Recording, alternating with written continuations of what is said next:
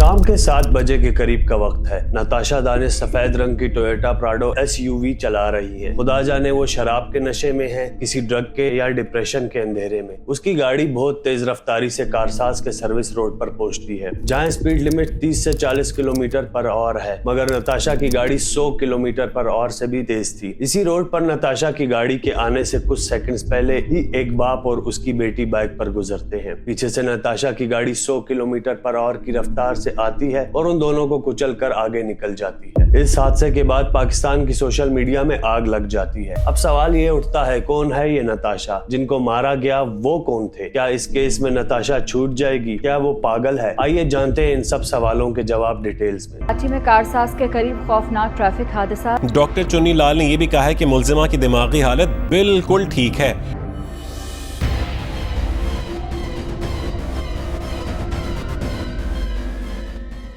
नताशा दानिश इकबाल एक मशहूर इंडस्ट्रियलिस्ट दानिश इकबाल की बीवी हैं और गुल अहमद खानदान से उनका ताल्लुक है, जो कई नामवर कंपनीज और इंडस्ट्रीज के मालिक हैं। नताशा अपने घर KDA स्कीम 1 से निकल रही थी। अपनी प्राडो SUV को 100 किलोमीटर पर आवर की रफ्तार से चला रही थी। जैसे ही वो कारसाज रोड के पास पहुंचती हैं, उससे अपनी गाड़ी का कंट्रोल चला जाता है और ऐसे वो गाड़ी मोटरसाइकिल को कुचल देती है और कार्स के साथ जाकर लग जाती है। ये हादसा सिर्फ एक टेक्निकल फेलियर नहीं था, बल्कि एक सिस्टम का फेलियर था। इस हादसे में नताशा दानिश की प्राडो ने 2 जिंदगियां ले ली, इमरान, आरिफ और उसकी बेटी आमना। ये लोग अपने घर वापस जा रहे थे जब नताशा की गाड़ी उन्हें कुचल गई। रिपोर्टेडली इमरान, जो अपने बच्चों के लिए गुजारे के लिए पापड़ बेचा करते थे, अपनी बेटी आमना के लिए एक बेहतरीन मुस्तकबिल बनाने की कोशिश कर रहे थे। उनकी बेटी आमना एक MBA डिग्री होल्डर थी और एक प्राइवेट फर्म में काम करती थी। उस दिन वो दोनों काम से वापस घर जा रहे थे। अब एक तरफ नताशा का असर रसूख से भरा खानदान, जो दौलत और पावर से भरा हुआ है, और दूसरी तरफ इमरान आरिफ का गरीब खानदान था, जो अपनी बेटी के साथ अपनी छोटी सी दुनिया में शायद बहुत खुश था। अब बात करते हैं इनिशियल इन्वेस्टिगेशंस की। जैसे ये हादसा पेश आता है, हादसे के बाद नताशा को पुलिस ने अरेस्ट कर लिया, लेकिन उन्हें हॉस्पिटल में मेंटल एग्जामिनेशन के लिए भेजा गया, क्योंकि शुरू में ये कहा गया कि नताशा ज़हनी तौर पर स्टेबल नहीं थी। इसी वजह से वो कोर्ट के सामने पेश भी नहीं हुई और उनकी साइड के वकीलों ने ये कहा कि वो साइकोलॉजिकली डिस्टर्ब हैं और डॉक्टर्स एग्जामिन कर रहे हैं। यहाँ गौरतलब बात यह है कि इस वीडियो में नताशा को देखा जा सकता है कि वो बिल्कुल होश बाख्ता नजर आ रही हैं। कुछ लोगों के मुताबिक वो शराब या किसी और ड्रग के इन्फ्लुएंस में हों जैसे। इसी वजह से इमरान साहब के वकील ने उनके ब्लड टेस्ट के एग्जामिनेशन की भी रिक्वेस्ट की है। अब इन्वेस्टिगेशंस पर वापस आते हैं। जुडिशियल मजिस्ट्रेट ने नताशा को 14 दिनों के लिए जेल में भेज दिया है, जिस पर नताशा के लॉयर ने बेल का कहा और ये बोला कि नताशा पर जो दफा लगी है वो बेलेबल है। उसके जवाब में इन्वेस्टिगेशन ऑफिसर ने कहा कि नताशा पर दफा 320 के साथ 322 भी लगा दी गई है, क्योंकि हादसे के बाद नताशा के पास ड्राइविंग लाइसेंस मौजूद नहीं था। यहाँ ये बताना जरूरी है, दफा 320 नॉर्मल एक्सीडेंट्स के लिए है और दफा 322 कल्पिलेबल होमिसाइड आ जाता है। अब नताशा पर ड्राइविंग लाइसेंस मौजूद ना होने की वजह से दफा 322 लग गई है, जो कि नॉन बेलेबल है। मतलब इस केस में नताशा को अब बेल नहीं मिल सकती। फिर 21 अगस्त को इस केस का रुख तब बदला जब डॉक्टर चुन्नी लाल, जो head of the psychiatric ward Jinnah hospital है, उन्होंने नताशा को मेंटली फिट डिक्लेयर कर दिया और कहा कि नताशा की फैमिली कोई ऐसा प्रूफ नहीं पेश कर पाई जिससे ये साबित हो सके कि वो मेंटली फिट नहीं है, और नताशा को डिस्चार्ज करके जेल भेज दिया गया। अब सवाल ये है कि क्या नताशा अपने खानदान के असर का फायदा उठाकर इंसाफ से बच पाएगी या नहीं? उसके लिए नताशा दानिश के पास 2 लीगल रास्ते हैं। पहला ये कि उसके लॉयर्स उसकी ज़हनी हालत का हवाला देकर उसे मेंटल हेल्थ डिफेंस के जरिए बचाने की कोशिश करें। दूसरा, उसका खानदान इमरान साहब के खानदान के साथ आउट ऑफ कोर्ट सेटलमेंट कर सकता है, जहां पैसा अदल का मुंह बंद कर देता है, और ऐसा पाकिस्तान में बहुत बार होता है। इसके अलावा शायद नताशा के वकील कानूनी दावपेच करके भी उसे निकाल सकते हैं। पाकिस्तान में पहले भी ऐसे वाकयात हो चुके हैं जहां अमीर लोग इंसाफ के गले पर पैर रखकर निकल गए। कोयटा का फेमस अचकजई केस याद है ना, जहां MP अब्दुल मजीद अचकजई ने अपने हाई स्पीड कार से एक ट्रैफिक पुलिस ऑफिसर को कुचल दिया था। अचकजई के पास भी वही ताकत और असर था जो नताशा के पास है। आखिरकार अचकजई ने अपने केस को भी दौलत और असर اثر کے ذریعے ختم کروا دیا۔ کیا نتاشا دانش اپنی طاقت اور دولت کے ذریعے انصاف سے بچ پائے گی؟ یہ سوال اب صرف ایک کیس کا نہیں بلکہ پاکستان میں انصاف کی پہچان کا سوال ہے۔ کارساز کا یہ خونی حادثہ اب صرف نتاشا اور عمران کے خاندانوں کا تصادم نہیں بلکہ یہ ہر اس انسان کی زندگی سے جڑا ہے جو یہ امید رکھتا ہے کہ پاکستان میں انصاف کا جھنڈا بلند ہوگا، لیکن کیا ایسا ہوگا یہ وقت ہی بتائے گا۔ یہاں میں ایک بات ضرور بتانا چاہتا ہوں، اب تک کی انیشیل انویسٹیگیشن سے جو پروف ہوا ہے کہ نتاشا مینٹلی چیلنج نہیں ہے تو ہی میں یہ ویڈیو بنا رہا ہوں۔ اگر مجھے ذرا بھی شک ہوتا کہ وہ مینٹلی چیلنج ہے تو میں کبھی یہ ویڈیو نہیں بناتا۔ اس کی وجہ یہ ہے کہ کسی دماغی بیمار انسان کے اوپر بھی ایسے کرٹیسائز کرنا نارمز اور مورلز کے خلاف ہے۔ اس کیس کی جو بھی اپڈیٹس آئیں گی میں آپ کے ساتھ ضرور شیئر کروں گا۔ آپ کا بہت شکریہ۔